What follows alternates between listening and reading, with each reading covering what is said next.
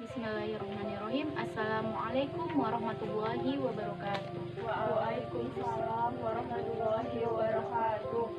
Asyhadu an la ilaha illallah wahdahu la syarikalah wa asyhadu anna Muhammadan abduhu wa rasuluh alladzi la nabiyya ba'dah. Nama saya Friska Desmaniar, NIM 02011810013. Di sini saya akan menyampaikan materi diskusi tentang panduan penyusunan surat menyurat dalam organisasi. Yang saya hormati yaitu dosen pengampu Ibu Faiz Isfahani MHI.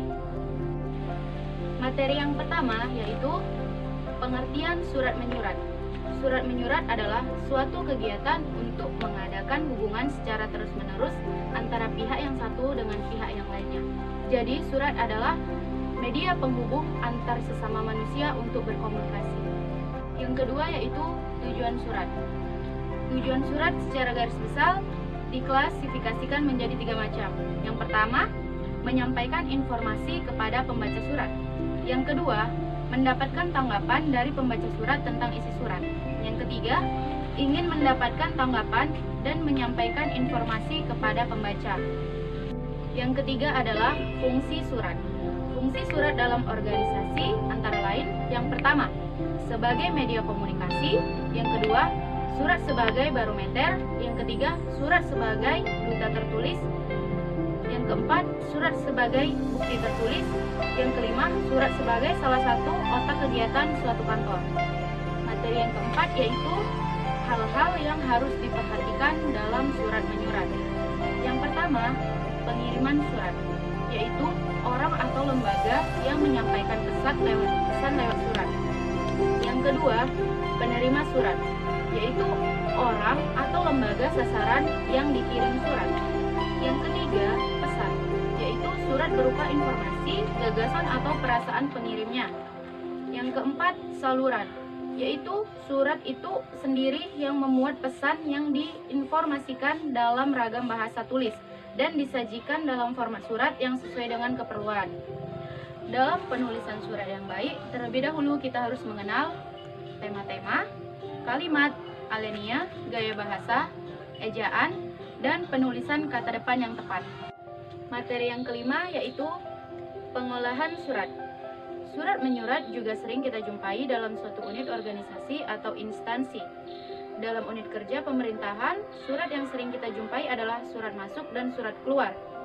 Surat masuk adalah semua surat dinas yang diterima oleh suatu instansi pemerintahan untuk memudahkan pengawasan dan pengendalian penerimaan pengelolaan surat masuk dipusatkan di bagian tata usaha atau sekretariat pimpinan.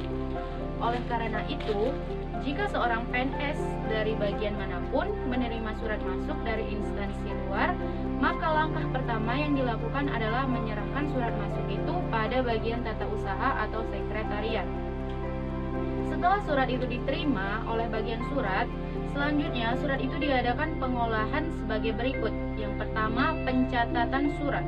Surat yang sudah diolah tersebut di atas, selanjutnya dicatat dalam buku agenda menurut klasifikasi dan kualifikasi masing-masing surat. Materi yang keenam yaitu kelebihan surat. Kelebihan surat diantaranya, yang pertama, surat merupakan sarana yang dapat merekam informasi secara panjang lebar, terperinci dan terurai secara mudah. Yang kedua, surat bersifat praktis. Yang ketiga, setiap penyampaian berita, kata-kata dan kalimatnya diperkirakan dengan seksama untuk menghilangkan perasaan yang tidak enak. Yang keempat, efektif. Yang kelima, ekonomis. Yang keenam, surat. Surat lebih memasyarakatkan siapa saja yang dapat melakukan dan melaksanakannya. Yang ketujuh, surat sebagai alat-alat yang perlengkapan surat mudah didapat.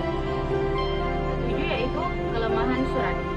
Kelemahan surat diantaranya yang pertama, susunan surat ruwet. Yang kedua, susunan kalimat tidak lengkap atau berbelit-belit. Yang ketiga, kata-kata dan kalimat tidak lengkap, tidak jelas dan tidak pada tempatnya. Yang keempat, penggunaan tanda baca salah. Yang kelima, ejaan banyak yang salah dan tidak sesuai dengan ejaan yang disempurnakan atau EGD. Yang keenam, pemakaian istilah asing mestinya tidak perlu digunakan atau tidak sesuai dengan pedoman untuk membuat istilah dalam bahasa Indonesia. Yang ketujuh, tata bahasa yang tidak teratur.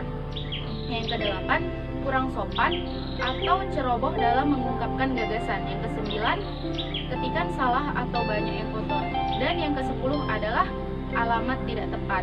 Dari penjelasan yang saya sampaikan dapat ditarik kesimpulan, di antaranya yang pertama, surat menyurat seperti pekerjaan perkantoran lainnya merupakan kegiatan yang menunjang bagi terlaksananya tugas-tugas pokok organisasi dan instansi pemerintahan.